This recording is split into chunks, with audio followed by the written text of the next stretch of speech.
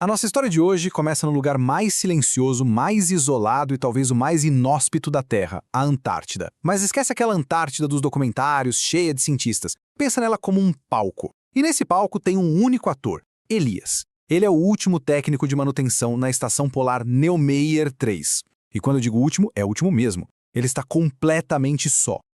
É exatamente daqui que a gente parte. O silêncio lá não é um vazio, sabe? É uma coisa física, uma pressão que você sente nos ouvidos, na pele. Pro Elias, que está vilhado por uma tempestade brutal que nem os satélites conseguiram prever, esse silêncio era a única companhia. Uma solidão mas tão profunda que dava quase para tocar. E é justamente nesse silêncio esmagador, nessa solidão absoluta, que alguma coisa acontece. Algo que não quebra só o silêncio, mas quebra a própria noção de realidade que o Elias tinha. Vamos deixar isso bem claro. A situação era para ser simples. A equipe de pesquisa já tinha ido embora há 3 dias. Não tinha mais ninguém num raio de centenas de quilômetros. Era só o Elias e a tempestade. E essa certeza era a única coisa que mantinha a sanidade dele no lugar. Pois é, essa certeza foi para o espaço, porque lá estava na tela do radar de solo um pontinho vermelho, piscando, com um ritmo constante, quase como um coração. E o pior, 500 metros abaixo da superfície, bem no fundo do antigo e intocado Lago Vostok. Tinha alguma coisa lá embaixo. E essa coisa estava ligada. E os sinais eram duplos, impossíveis de ignorar. Primeiro, o rádio. Não era um chiado normal de estática, era um som metálico, quebrado, que quase parecia formar palavras, sílabas de uma língua que já morreu há muito tempo. E junto com isso, claro, o ponto no radar, inconfundível, insistente.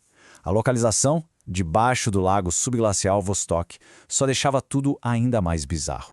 Movido por uma mistura de dever profissional e uma curiosidade que beirava o pavor, Elias resolve investigar. Ele veste o traje e desce pelo túnel de perfuração, seguindo aquele sinal insistente até a sua origem completamente desconhecida. E o que ele encontra lá embaixo? Bom, isso desafia qualquer lógica. Não é uma pedra, não é um fóssil, é uma estrutura, um objeto artificial com uma geometria perfeita, que pulsa com uma luz âmbar quente, derretendo o gelo milenar ao redor, e pulsa num ritmo de coração, como se estivesse acordando de um sono de eras. E agora a coisa fica realmente assustadora. No exato momento em que o Elias se aproxima da estrutura, aquela estática metálica no rádio para. Silêncio total. E então, uma voz. Mas não vem pelos fones de ouvido. A voz surge de dentro da cabeça dele. Uma voz fria, antiga e cheia de uma expectativa que dá para sentir na espinha. A estrutura se abre para ele e Elias entra. A primeira coisa que ele nota é o ar. Tem cheiro de ozônio e de terra molhada, um cheiro impossível de existir no meio da Antártida. E as leis da física que a gente conhece, elas começam a falhar. A própria gravidade parece instável, oscilando a cada passo que ele dá.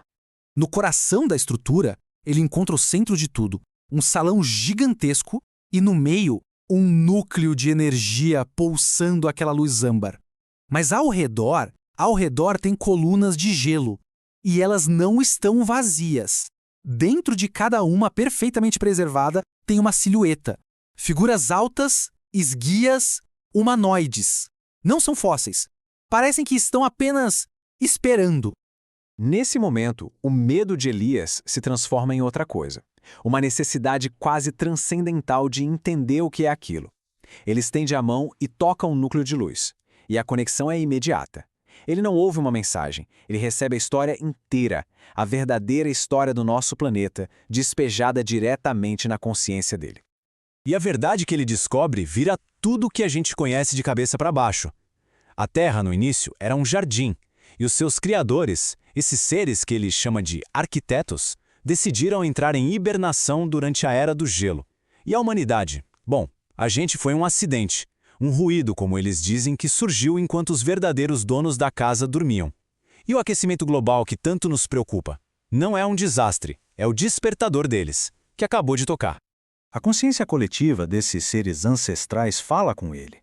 Eles explicam que não são invasores. Eles são a memória do próprio planeta. E Elias, o técnico de manutenção solitário, se tornou naquele momento a primeira ponte, a primeira voz deles no mundo de hoje. Ele não é mais só um ser humano.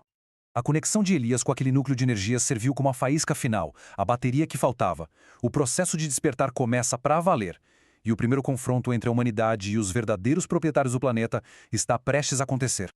Bem na frente do Elias, um dos casulos de gelo se desfaz em vapor, e a criatura que surge é, ao mesmo tempo, magnífica e absolutamente aterrorizante. Ela se ergue a quase 3 metros de altura.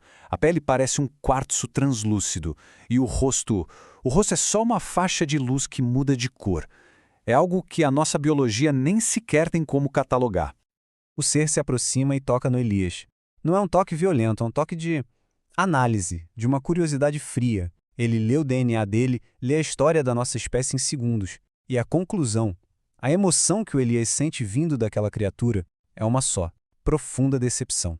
Para eles, nós somos um erro, uma praga, uma erva daninha que cresceu sem controle no jardim deles. É aqui, no meio do pânico total, que o Elias tem um lampejo de genialidade. Ele não implora, não apela para a misericórdia. Ele usa a lógica deles contra eles. Ele propõe que a humanidade não seja vista como um erro a ser apagado, mas sim como um registro de dados vivo, um log de milhões de anos de como o planeta evoluiu na ausência deles. Silenciar a gente seria como apagar dados valiosos. E a resposta vem, tão fria quanto o gelo da Antártida. A proposta é aceita, mas os termos são brutais. A existência da humanidade ganha um adiamento, uma sobrevida, mas com uma condição: provar que somos úteis. A nossa sobrevivência não é mais um direito. Agora é uma avaliação de desempenho. E Elias é nomeado o tradutor, o intermediário nessa negociação bizarra. A partir daquele momento, Elias não é mais um refém, nem um explorador. Ele agora tem uma função, um cargo, e a sua primeira tarefa é anunciar para o resto do mundo que as regras do jogo, elas não existem mais. O jogo mudou para sempre. Quando Elias volta para a superfície, ele não é mais o mesmo homem que desceu. A fisiologia dele foi alterada. O frio congelante da Antártida não o afeta mais. Os olhos dele brilham com uma luz que não é deste mundo. Ele é o embaixador, o arauto de uma nova era. E então, a mensagem é transmitida. A voz dele ecoa em todos os dispositivos eletrônicos do planeta ao mesmo tempo. Não por ondas de rádio, mas diretamente na ionosfera, um REC em escala global. A mensagem é curta, direta e inequívoca. O nosso tempo como espécie dominante da Terra acabou. Ele continua, explicando a situação com uma metáfora simples e aterrorizante. A Era do Gelo, que para nós foi um evento cataclísmico, para eles foi só uma estação, um longo inverno. E agora, a primavera chegou, e os donos do jardim voltaram para casa. E a transmissão global termina com essa declaração final. Sinistra. Não é uma declaração de guerra. Isso seria até mais simples. É algo muito pior. É uma declaração de reavaliação. A espécie humana, oficialmente, está em período de teste. E isso nos deixa com a grande questão. Elias, ao fazer aquele acordo desesperado, ele se tornou o salvador da humanidade? Um embaixador que conseguiu um tempo para a gente se provar? Ou ele foi só o primeiro de nós a se curvar? O primeiro servo de uma reintegração que, no fim das contas, pode simplesmente decidir que o ruído precisa ser silenciado de vez? A resposta para essa pergunta talvez seja o que vai definir o nosso futuro.